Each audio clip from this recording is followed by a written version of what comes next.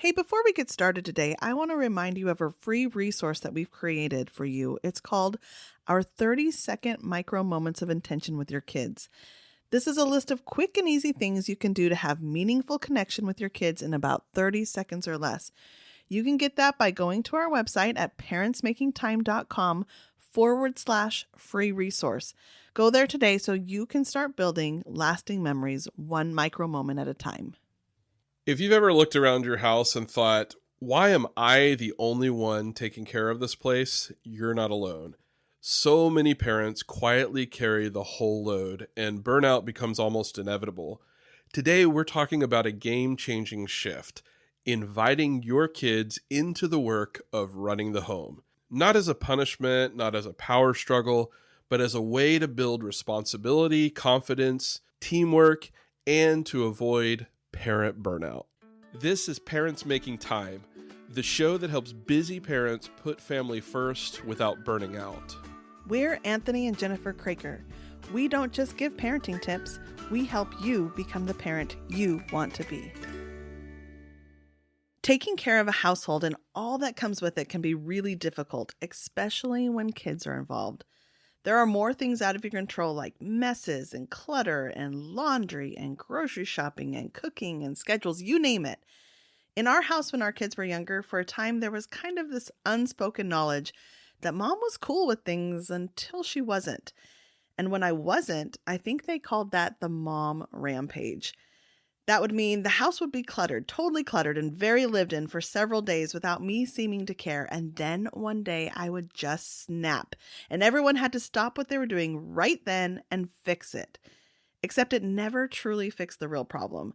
And this went on for some time until Anthony finally pointed out that the issue wasn't about our kids not helping.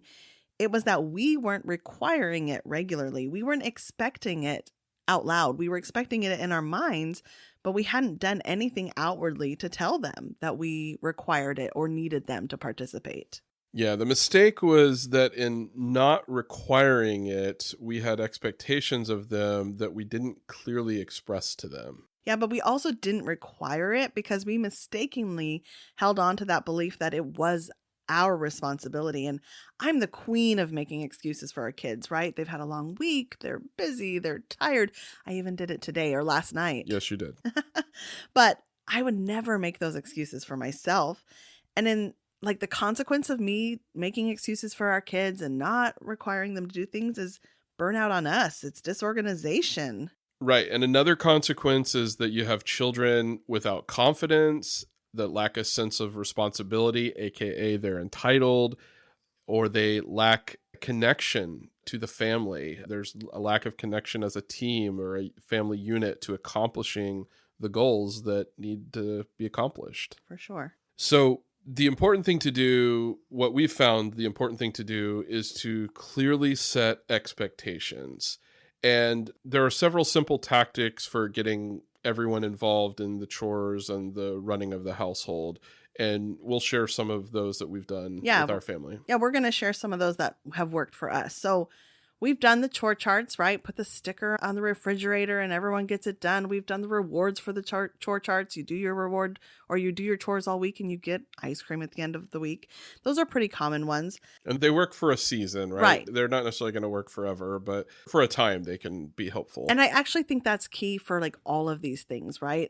It's kind of a key for parenting in general. True. Right? Things work for a time and you have to become a master at recognizing when it's not working and pivoting and starting over. Yeah. So other things that we've done is we have assigned cleaning days. And so it might be a Saturday. For a long time, Saturday was our cleaning day. And so we'd sleep in, we'd get up, we'd have breakfast, but certain time, maybe it was 10 o'clock, it was time for cleaning. And I'd say, okay, here's everyone's assignments. We used to have a whiteboard we'd write it on or a piece of paper. Everyone would have their specific assignments and you'd go and do. And the idea was that if everyone did their specific assignments, the whole house could get clean in one day. We did a lot of times have one child that took a lot longer to do their chores. I will say that. He will remain nameless. Oh, goodness. So we also used to do something I called the 30-minute cleanup. So this would be more like midweek. In fact, at one point, we would even do this before school because I'm an early riser. I taught my kids to be early risers. So there was a lot of time where we had a 30-minute time period before school where we weren't doing anything. And I'd say, okay, we're going to do a 30-minute clean. I'd give everybody one chore to do. And then, well, the first thing that I would tell them to do was we're going to declutter. Everyone put everything away. And then you do this. I'd give a different chore to each child and myself. And I'd say, we're setting the timer for 30 minutes. And whatever we get done in 30 minutes is what we do today. Yeah. That's a really effective tool, I think. It's been really effective for our family, the 30-minute cleanup. I still use it for myself. Yeah, right. Yeah. And it helps the child because they know there's an end in sight. They know, okay, 30 minutes, that's about how long it takes to watch a Disney show or something, right? Right. And they have specific tasks or there's specific clutter that they need to clean up, whatever it is. You can get a lot done in 30 minutes when everybody pitches in and is focused during that time period. And so I think that's a really useful way to do it, even as the kids get older, right? Yeah. And we've had teenagers that leave their crap all over the place, socks all over the place, shoes all over the place. Socks is a big one in our house. Yeah. And so those 30-minute time periods, once or twice a week or whatever, can be really helpful to just get the house feeling a little nicer and cleaner and teach the importance of pitching in, and then take the burden off of you as the parent of feeling like you have to do all of this stuff to keep the house in a generally habitable condition. Right. And I mean, walking back into your house that's a little more clean is so much nicer than walking into all the clutter and thinking, I have to do all this. I have to solve this problem. But what I found in doing those 30 minutes is the kids got so much done because they got so motivated. They were racing. Yeah. And then if like one finished, then they would start helping the other. And you just got so much done. It was a really good tool. For a long time. I need them all to come back and do it with me. Yeah. We've done rotations too of cleaning assignments, walking the dog, rotations, taking him out. That's a big one. And it doesn't always go super well. We've had to have family meetings. Like, we're going to sit down and we're going to write this rotation. Yeah. Because when we would say, just take turns, then they would argue, but it's not my turn. And but I did it yesterday. But so we had to literally write it down. Yeah. Yeah, it's bad when you get to the point where you have to put it in writing so everybody can refer to it. So nobody can argue that it's not their day. It's in writing. But one of the things too in putting it in writing is we taught them that it's their responsibility, and if they can't fulfill it, so say they're assigned to walk on Wednesday, but they have to stay after school and they're not going to be home to walk it. Well, they're not just supposed to not walk the dog, right? They're supposed to say, hey, Dad, I can't walk the dog. Can you walk him for me? Yeah. Actually, they shouldn't ask you. They should ask their sibling. But right, or at least go to their sibling first. Right. I mean, right. Certainly, we've walked the dog before, plenty of times. But yeah, and that I wouldn't say that works perfectly. Like we've had to remind the kids, like, hey, you had this chore assignment yesterday, and we understand why you didn't get it done because you were busy with extracurriculars or whatever, but it's your responsibility to get somebody to do that for you, to trade days or whatever. Or to plan ahead.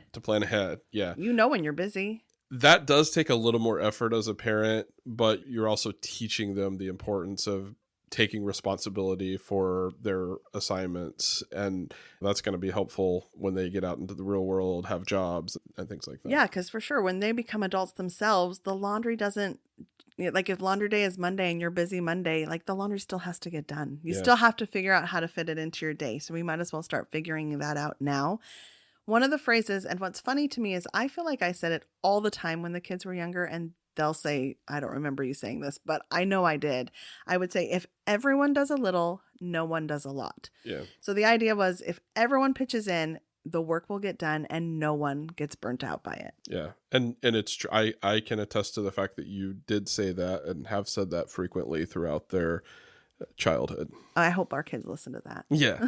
I don't think they listen to this show. No, I don't. Maybe they shouldn't.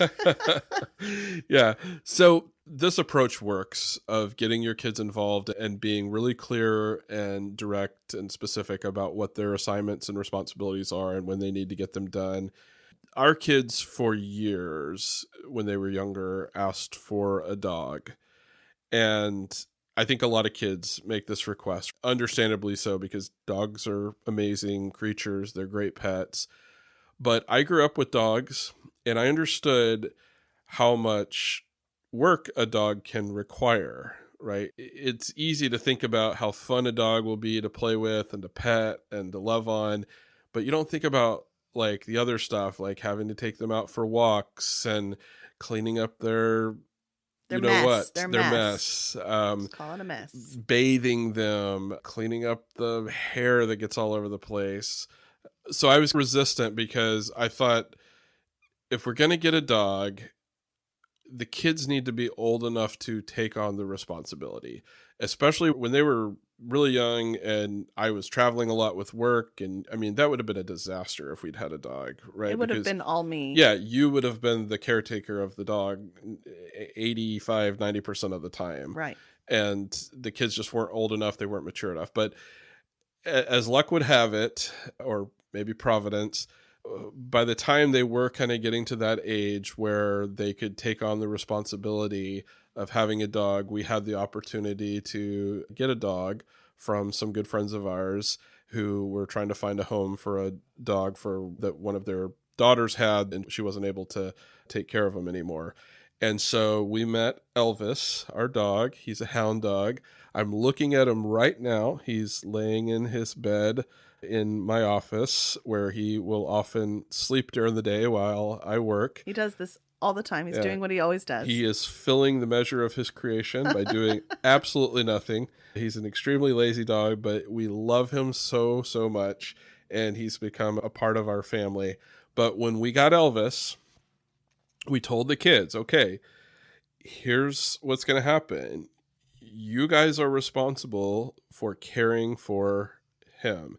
You're responsible for taking him out regularly. We have a nice backyard, but it's not fenced in. And he's the type of dog that if he's not on a leash, he's going to go. He's a runner. Yeah. And so he has to be walked. He has to be taken out and walked, and not just to get exercise, but so he can do his duty. Great. Yeah. You need to feed him, make sure there's food and water in the bowl regularly. You need to bathe him, make sure he stays clean. And to their credit, I think they have generally done really well with those assignments that we gave them. There have been times where they weren't doing so well, or there would be complaints about them. Oh, I don't want to do it, or I did it yesterday, that kind of thing. Yes. Lots of fighting over who did it the day before and whose turn it was. But those are normal things, normal moments of contention in a family, and you have to make corrections and point out that they're not following through on the responsibility, and then they'd get back on track. But Elvis is a beloved member of our family, and now, even though we have just the one child left at home, he takes his responsibility seriously. He takes care of Elvis when he's supposed to.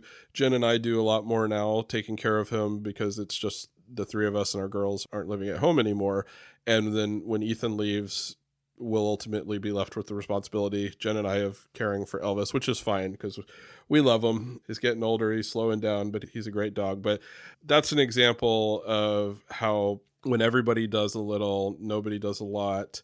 And you can really enjoy the experience of making sure the house is running well and having a clean home. If you have a pet, making sure that, you're enjoying the experience of having a pet, so that nobody takes on the stress 100% of doing all of those things that need to get done. Yeah, for sure. For sure. He's definitely been a blessing in our home.